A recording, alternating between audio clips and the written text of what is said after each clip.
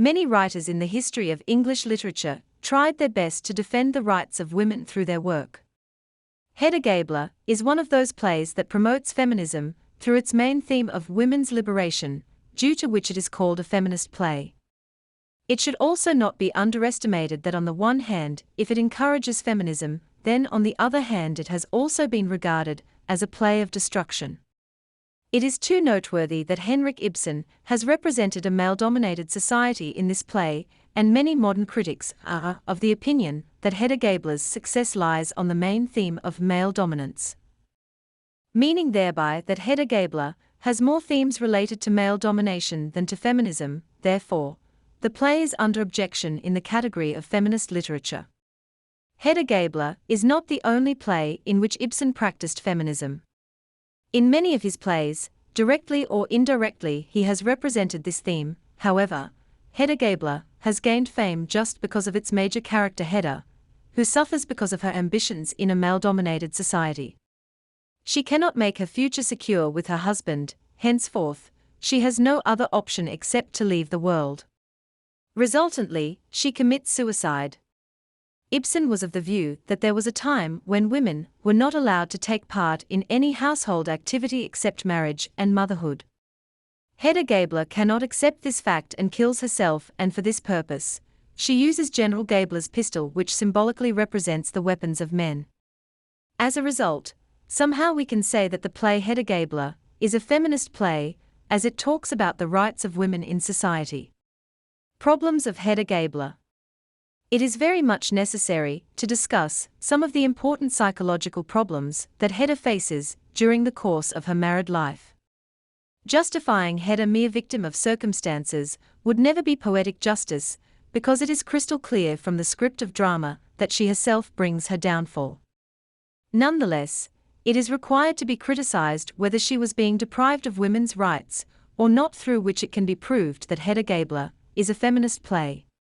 George Tesman, husband of Hedda, and her ex-lover Eilert Lovborg try to secure their positions, for which they do efforts. It means that they both compete with each other professionally.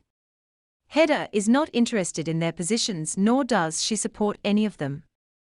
Neither is she interested in her husband's success, nor has she any interest in what Eilert Lovborg writes. She only competes with Thea, and that too not professionally but greedily. She wants to control the minds of the aforementioned two major characters by hook or crook. It seems that she has no other project.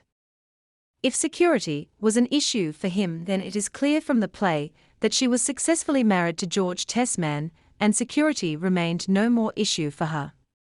Even then, she wanted to ruin people while confusing their minds. Hedda Gabler as a feminist play. If the society presented in the play is a male-dominated society, then why the name of the play is Hedda Gabler instead of Hedda Tesman?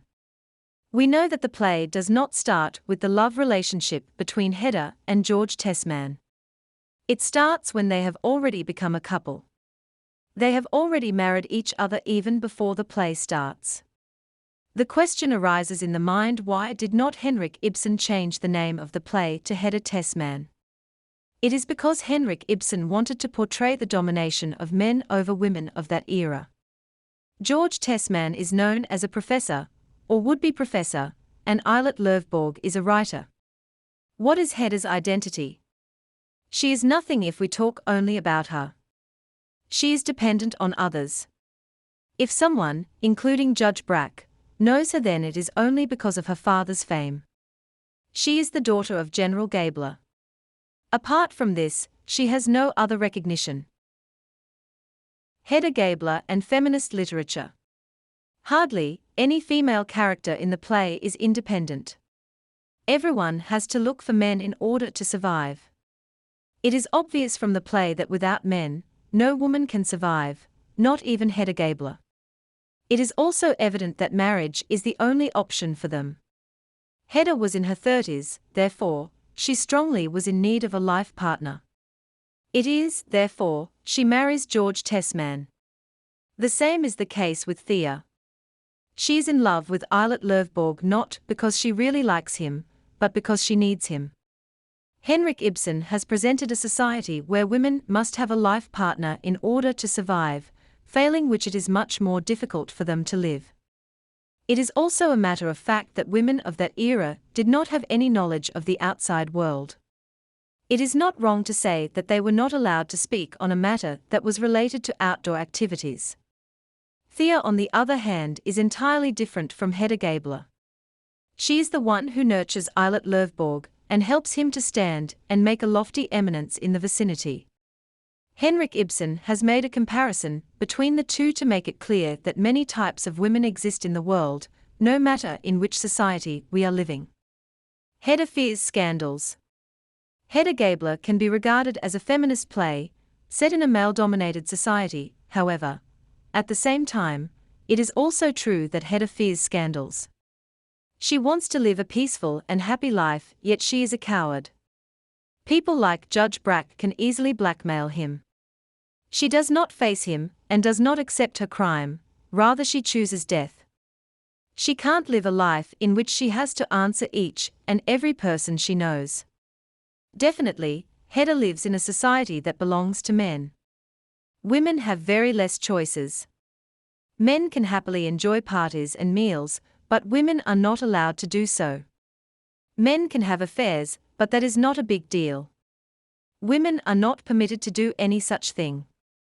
Hedda becomes a mental patient just because of this reason.